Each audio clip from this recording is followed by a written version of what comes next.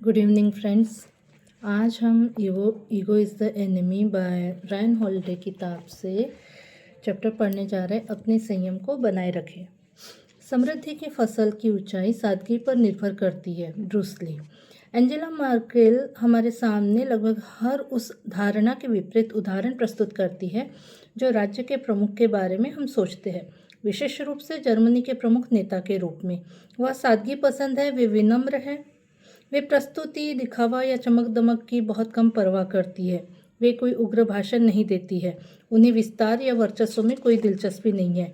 अधिकतर समय वह शांत, मर्यादित और अपने आपे में रहती है।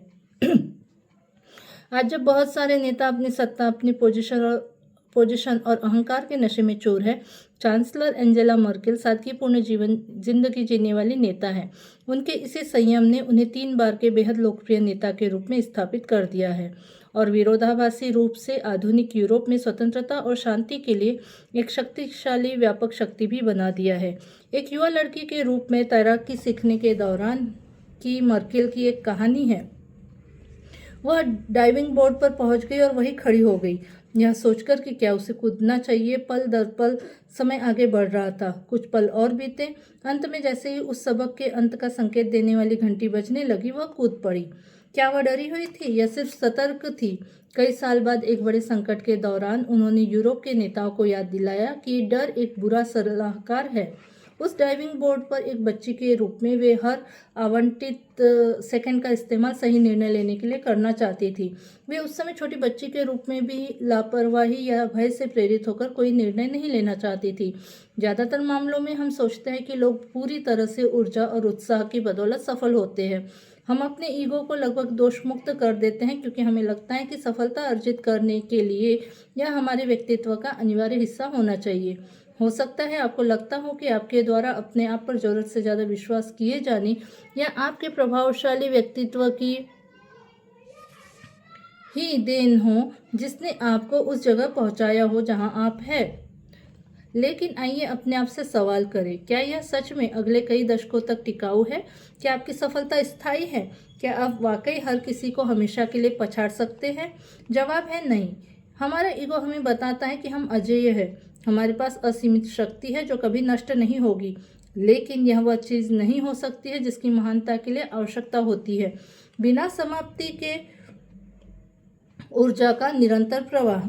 मर्केल कछुआ के बारे में इस सब की कथा का अवतार है। वह धीमी और स्थिर है। जिस ऐतिहासिक रात में बर्लिन की दीवार गिरी, वह 35 की थी। उनके पास एक बियर थी। उन्होंने बियर पी और बिस्तर पर सोने चली गई और अगले दिन काम पर जल्दी पहुंच गई। कुछ साल बाद उन्होंने एक सम्मानित लेकिन अनाम फिजिसिस्ट बनने के लिए काम किया। इसके बाद ही उन्होंने राजनीति में कदम रखा। 50 की उम्र में वह जर्मनी की चांसलर बनी। यह कड़ी मेहनत वाला एक अत्यंत कठिन रास्ता था। फिर भी हम में से बाकी लोग जल्द से जल्द शीर्ष पर पहुंचना चाहते हैं। हमारे पास प्रतीक्षा करने के लिए धैर्य नहीं है। हम उच्च रैंक प्राप्त करने की जल्दी में रहते हैं। एक बार जब हम वहां पहुंचने में सफल हो जाते हैं तो हम सोचते हैं कि हमारा ईगो और हमारी ऊर्जा ही वे चीजें हैं जो हमें उस स्थान पर बनाए रख सकती है, किंतु यह सही नहीं है। जब रूसी राष्ट्रपति व्लादिमीर पुतिन ने एक बार मर्केल को अपने बड़े शिकारी कुत्ते को एक बैठक में घुसने देकर डराने का प्रयास किया तो वह नहीं झुकी और बाद में इस घटना का मजाक उड़ाया गया था। इसका नतीजा क्या रहा? यह वह पुतिन ही था जो मूर्ख और असुरक्षित दिख रहा था। अपने उत्थान के दौरान और विशेष रूप से सत्ता में रहने के दौरान तत्कालिक तनाव या उत्तेजना के बावजूद उन्होंने लगातार अपना संतुलन, संयम, धैर्य और स्पष्टता को बनाए रखा। इसी तरह की स्थिति में हम कोई अटपटा कदम उठा सकते थे। हो सकता है कि हम अत्यधिक क्रोधित हो जाते या अपने आप को सीमित कर लेते। हमें अपने लिए खड़ा होना चाहिए, है ना? लेकिन क्या हम सच में ऐसा करते हैं? अक्सर यह सिर्फ हमारा ईगो होता है जो चीज़ों को निपटाने के बजाय उन्हें और ज़्यादा उलझा देता है। मर्केल दृढ़, स्पष्ट और धैर्यवान महिला है। वे हर चीज़ पर समझौता करने के लिए तैयार है, दांव पर लगे अपने सिद्धांतों के अलावा। ऐसे समय में ज़्यादातर लोग अपनी समझ खो देते हैं। यही संयम है। यह अपनी अंतरात्मा का स्वयं के लिए आदेश है। मर्केल पश्चिमी दुनिया की सबसे शक्तिशाली महिला अनायास ही नहीं बनी है। इससे भी महत्वपूर्ण बात यह है कि वे एक ही फॉर्मूले पर चलते हुए लगातार 3 बार जर्मनी के सर्वोच्च पद पर बने रहने में सफल रही है। महान दार्शनिक राजा और मार्कस ऑरेलियस इस बात को भलीभांति जानते थे। लगभग अपनी इच्छा के विरुद्ध राजनीति में आने पर उन्होंने अपनी किशोरावस्था से लेकर अपनी मृत्यु तक रोमन लोगों की लगातार उच्च पदों पर रहकर पूर्ण समर्पण के साथ सेवा की थी। उनको अपने काम में हमेशा उच्च दबाव का सामना करना पड़ा था।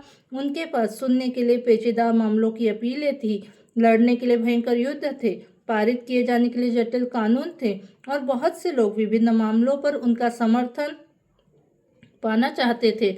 उन्होंने उस चीज से चेतन रूप से बचने का प्रयास किया था जिसे वे साम्राज्यीकरण कहते थे। सब कुछ अपने अधीन करने की अंतहीन चाह, पूर्ण सत्ता या संपूर्ण वर्चस्व का वह दाग जिसने पिछले सम्राटों को भ्रष्ट और बर्बाद कर दिया था। संपूर्ण शक्ति हासिल करने की इस सार्वभौमिक चाह से बचने के लिए उन्होंने अपने खुद के लिए एक संदेश लिखा था।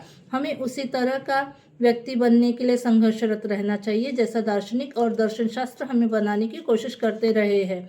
यही कारण है कि जैन दार्शनिक जुइगन के बारे में माना जाता है कि वह प्रतिदिन स्वयं को संबोधित करते हुए कहते थे, मालिक जी श्रीमान।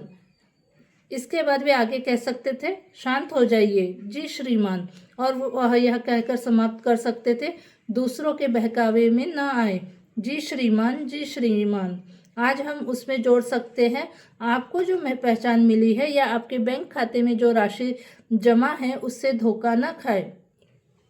इससे बावजूद कि हमारे ईगो के चारों ओर कई अलग अलग ताकतें चक्कर काट रही है, हमें शांत रहने के लिए लड़ना होगा। इतिहासकार शेल्बी फुट लिखते हैं, सत्ता इतनी ज़्यादा भ्रष्ट नहीं है, यह बहुत सरल है। यह खंड खंड कर देती है, विकल्पों को खत्म कर देती है और मंत्रमुग्ध कर देती है। हमारा ईगो भी यही करता है। यह हमारे दिमाग को ठीक उसी समय धुंध से भर देता है जब इसे स्पष्टता की सबसे ज़्यादा आवश्यकता होती है। संयम एक प्रतिसंतुलन पैदा करने वाला गुण है। खुमारी का इलाज है, या और भी बेहतर यह एक रोकथाम विधि है। दूसरे राजनेता साहसी और करिश्माई व्यक्तित्व के मालिक होते हैं, लेकिन जैसा कि मर्केल मानती है, आप करिश्मे के माध्यम से मसलों को हल नहीं कर सकते। वे एक तार्किक महिला है, वे चीज़ों का विश्लेषण करती है, वे प्रयोजनों को सफल बनाने के लिए काम करती है, न कि अपने आप को सफल बनाने के लिए, जैसा कि सत्ता में बैठे लोग अक्सर करते हैं। विज्ञान का अध्ययन करने की उनकी पृष्ठभूमि निश्चित रूप से उनके लिए सहायता प्रदान करती है। राजनेता अक्सर अपनी छवि के बारे में जुनूनी होकर अपनी ऊर्जा का बहुत सा हिस्सा अपनी छवि को चमकाने में व्यर्थ जाया कर देते हैं। मर्केल इसके बारे में बहुत ज़्यादा निरपेक्ष है। वे परिणामों के अलावा बहुत कम चीज़ों की परवाह करती है। एक जर्मन लेखक ने उनके 50वें जन्मदिन पर उनको सम्मान देते हुए लिखा था कि उनका खरापन या स्पष्ट रवैया ही मर्केल का मुख्य हथियार है। अमेरिका की नेशनल फुटबॉल लीग NFL में न्यू इंग्लैंड की टीम पैट्रियट्स के कोच बिल बेलिचिक के बारे में लिखते हुए डेविड हेल्बस्टम टिप्पणी करते हैं कि वह व्यक्ति न केवल वास्तविक कार्रवाई के कारोबार में था, बल्कि वह हवाई बातों के प्रति तिरस्कार भाव भी रखता था। आप मर्केल के बारे में भी यही कह सकते हैं। बेलिचिक और मर्केल जैसे लीडर जानते हैं कि वास्तविक कार्रवाई से ही खेल जीता जाता है और राष्ट्रों को आगे बढ़ाया जाता है। दूसरी ओर हवाई बातें सही निर्णय लेना कठिन बना देती है। दूसरों के साथ किस बारे में और कैसे बातचीत करनी है, किस चीज़ को बढ़ावा देना है, आगे बढ़ने के लिए क्या महत्वपूर्ण है, किस फीडबैक पर ध्यान देना है, कहाँ सुधार किया जाना है और किसी मुद्दे पर कब आना है। चर्चिल के यूरोप को इसी प्रकार के नेता की आवश्यकता थी। आज की आपस में जुड़ी दुनिया की अपनी ज़रूरतें हैं, क्योंकि इतनी सारी जानकारी और चीज़ें हैं जिन्हें देखा जाना है और उन्हें क्रमबद्ध किया जाना है। इतनी ज़्यादा प्रतिस्पर्धा है, इतनी तेज़ी से होने वाला बदलाव है। बिना सुलझे दिमाग और स्पष्ट सोच के बिना सब कुछ बर्बाद हो जाना है। स्पष्ट रूप से हम नशीले पदार्थों या शराब से परहेज के बारे में बात नहीं कर रहे हैं, लेकिन निश्चित रूप से अहंकार रहित संयम के लिए आत्मनियंत्रण एक महत्वपूर्ण अवयव है। उन अनावश्यक और हानिकारक चीज़ों से पूर्ण छुटकारा। अपनी छवि के बारे में और अधिक जुनूनी बनने से बचे, अपने से नीचे या अपने से ऊपर के लोगों के साथ बुरा व्यवहार करने से बचे, शानदार चीज़ों और स्टार ट्रीटमेंट की ज़रूरत से बचे, गुस्सा करने, लड़ाई करने, आत्मसंतुष्ट होने, प्रदर्शन करने, महत्वपूर्ण होने का दिखावा करने, कृपालु बनने, अपनी ही अद्भुतता या स्वघोषित प्रतिष्ठा पर मोहित होने से बचे। संयम ही वह प्रतिभार है जिसके द्वारा सफलता को संतुलित किया जाना चाहिए, खासकर तब जब चीज़ें बेहतर और बेहतर होती जा रही हों। जैसा कि जेम्स बेसफोर्ड ने टिप्पणी की थी, समृद्धि के बार बार हमलों का सामना करने के दौरान हमें एक मजबूत संविधान की आवश्यकता होती है, और अब यही वह समय है जब हमें इसकी सच में आवश्यकता है। यदि आप खुश रहना चाहते हैं तो इस बारे में एक पुरानी पंक्ति है, एक गुमनाम जिंदगी जिए। यही सच्चाई है। असल समस्या यह है कि हम में से बाकी लोगों के सामने बहुत ज़्यादा अच्छे उदाहरण मौजूद नहीं हैं। हम लोग सौभाग्यशाली कि मर्केल जैसे शांतचित्त महिला को सार्वजनिक रूप से सफल होते हुए देख पा रहे हैं, क्योंकि वे एक बहुत बड़ी और अक्सर शांत रहने वाली आबादी की प्रतिनिधि है। इस पर विश्वास करना उतना ही कठिन हो सकता है जितना उस पर होता है जिसे हम मीडिया में देखते हैं। वास्तव में कुछ सफल लोग हैं जिनके पास मामूली अपार्टमेंट है।